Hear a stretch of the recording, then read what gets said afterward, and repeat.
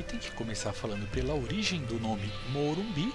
Estas terras pertenciam ao inglês John Hood, um agricultor de chá da Europa.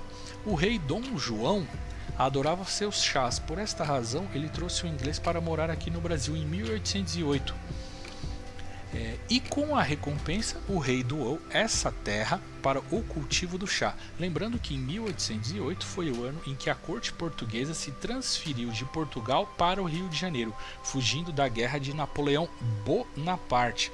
E como o nosso rei Dom João gostava muito do chá, resolveu trazer o cara que produziu o chá para ele. Olha isso. Essa grande área foi dada, ou melhor, doada, tinha 7 quilômetros quadrados, onde John Hood passou a chamar de Chácara Morumbi, que em Tupi-Guarani significa colina verde, isso que deu origem ao nome do estádio, pois ele está no bairro do Morumbi, na Chácara Morumbi. O São Paulo Futebol Clube ele não ficava nesse lugar, ele ficava no Canindé, ali às margens do rio Tietê, numa área de 70 mil metros quadrados, metade do estádio que você vê. Nessa época, a Light tinha o projeto de retificação do rio, o que diminuía ainda mais a área do clube, portanto, sem chance para um estádio de grande porte, como almejava o clube, os dirigentes passaram a buscar outro lugar para construção. Então foi tentada a troca do Canindé por um terreno de 100 mil metros quadrados. Esse local ficava próximo à Brigadeiro Luiz Antônio e à Avenida Brasil, mas a Câmara dos Vereadores vetou essa proposta e anos depois criou nesse lugar o Parque do Ibirapuera. Essa imagem que eu estou mostrando aqui é um projeto do clube de 1948. Agora, sinceridade, São Paulinos e demais torcedores, vocês sabiam que o estádio era para ter sido no Parque do Ibirapuera? Cara, eu não fazia ideia, só descobri isso estudando. Então deixa aí nos comentários se você descobriu isso agora ou se você já sabia dessa informação, que o estádio do Morumbi poderia ter sido feito lá no Parque do Ibirapuera. Depois disso, o clube tentou os terrenos da Light, que ficava na margem do Rio Pinheiros, mas era uma área pequena com 45 mil metros quadrados. Foi então que em 1950, longe da capital, em outra cidade, na cidade de Santo Amaro, na ocasião, que o clube achou o seu local. Era uma área alagada, longe da capital e de mata fechada. A área do estádio pertencia à família Matarazzo, especificamente a Condessa Mariângela Matarazzo, esposa de Francisco Matarazzo. A empresa Aricanduva, do ramo imobiliário, comprou da Condessa em 1951 e essa empresa fez uma doação ao clube, conforme o documento de 4 de agosto de 1952. Era uma área de 99.800 metros quadrados. Então isso prova que a área do estádio do Morumbi não era um terreno público e sim domínio de uma empresa, a empresa Aricanduva. Mesmo sem ter o projeto, o clube coloca a pedra fundamental 11 dias depois, no dia 15 de agosto de 1952. Então esse era o início da construção do estádio. No mesmo ano, mas no mês de novembro, 3 empresas concorriam para o projeto. Gilberto Junqueira Caldas, um escritório de arquitetura, Vila Nova Artigas e uma empresa brasileira de descendentes soviéticos chamada de Anatov Izonerkevich. O projeto soviético era bem ousado, já previa um estádio fechado com cobertura de vidro retrátil, parecia uma nave espacial e tinha capacidade para 60 mil pessoas.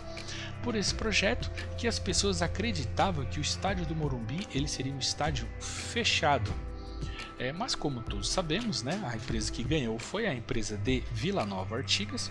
O projeto dele ganhou por 2 motivos principais: o baixo custo de manutenção e a alta capacidade, ou seja, para 120 mil pessoas. No ano seguinte, em 1953, o clube apresentava a maquete do futuro empreendimento. O estádio com 110 mil metros quadrados, um ginásio poliesportivo para 20 mil pessoas, uma praça de atletismo parque aquático com 3 piscinas e arquibancada para 5.000 pessoas, além de quadra de esportes e a sede social do clube, né, que, como eu falei, ficava lá no Canindé.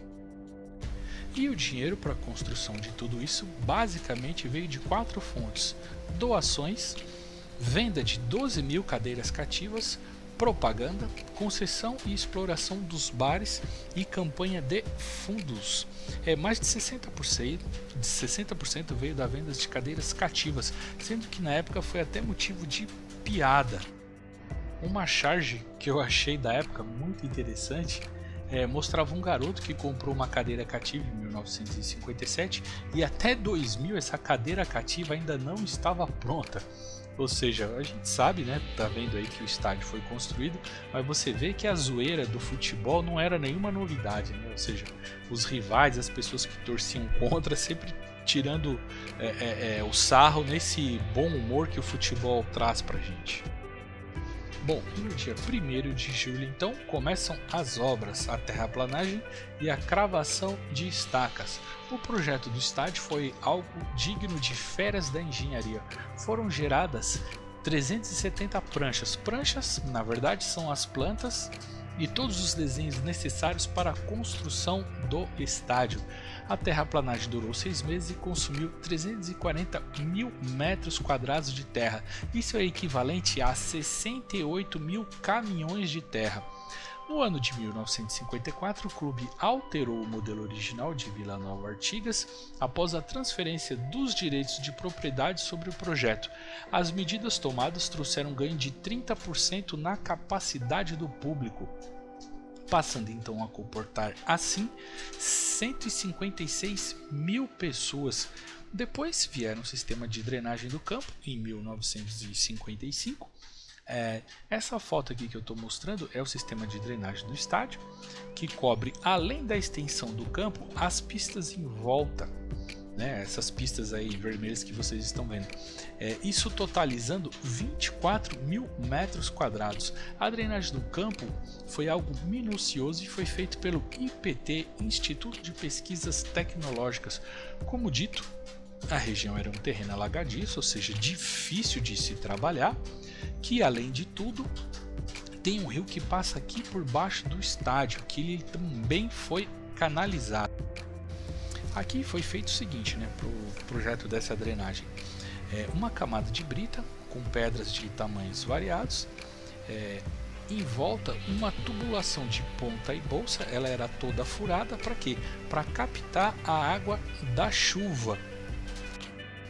Captando essa água da chuva, ela leva para uma galeria de águas pluviais do córrego Antonico, o córrego que passa aqui por baixo do estádio do Morumbi e leva ali para a Praça Gomes Pedrosa. Acima dessa, 30 centímetros de areia grossa e, por último, a fase de 60 centímetros de um composto de terra e areia fina de cava, onde seria plantado o gramado do campo, esse que você vê bonitão aí, com 102 por 78 metros. A drenagem aqui foi uma das melhores do Brasil na ocasião, pois ela admitiu uma vazão de 20 litros por metro quadrado a cada minuto, de tal forma que, caindo um temporal com chuva ininterrupta de 9 horas, é óbvio que isso não existe, depois de 15 minutos o estádio estava em plenas condições para a prática do futebol.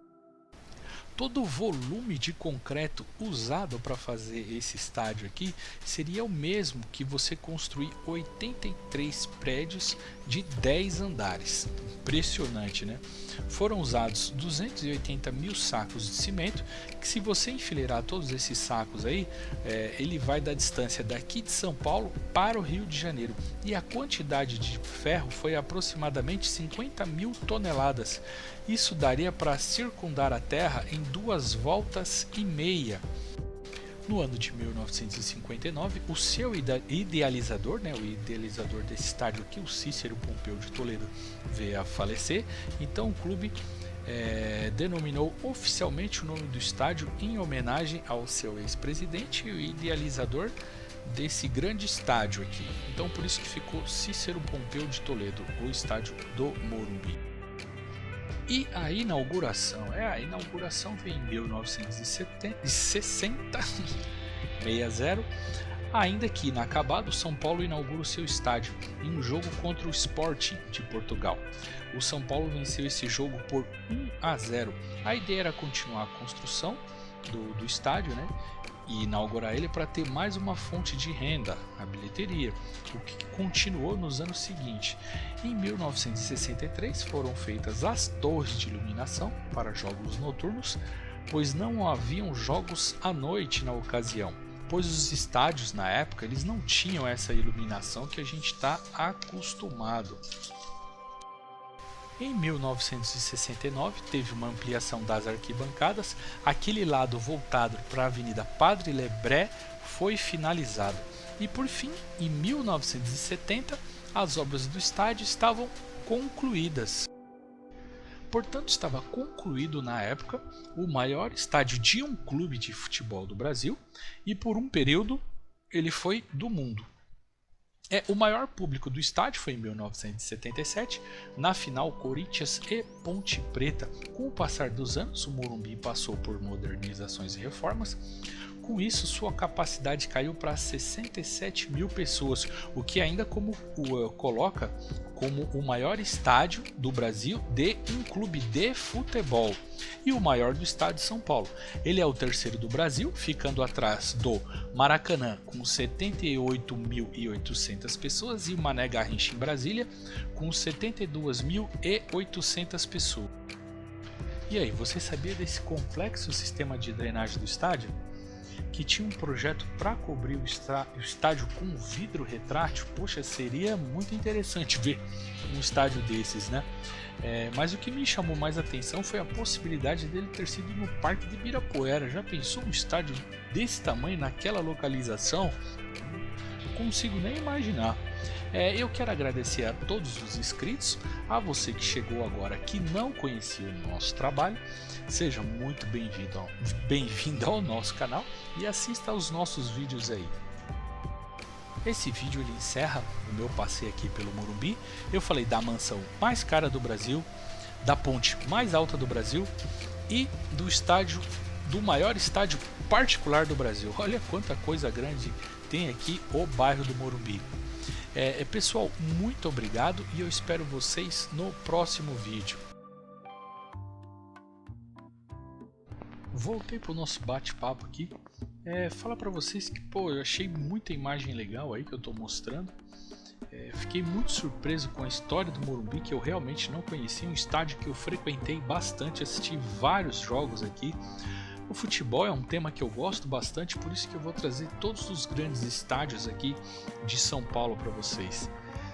Ok, pessoal? Então, agradeço de novo e espero que vocês tenham gostado do vídeo e se vocês quiserem eu vou postando foto aqui, tá? No YouTube mesmo para vocês verem do estádio, foto de antigamente, atual, beleza? Valeu!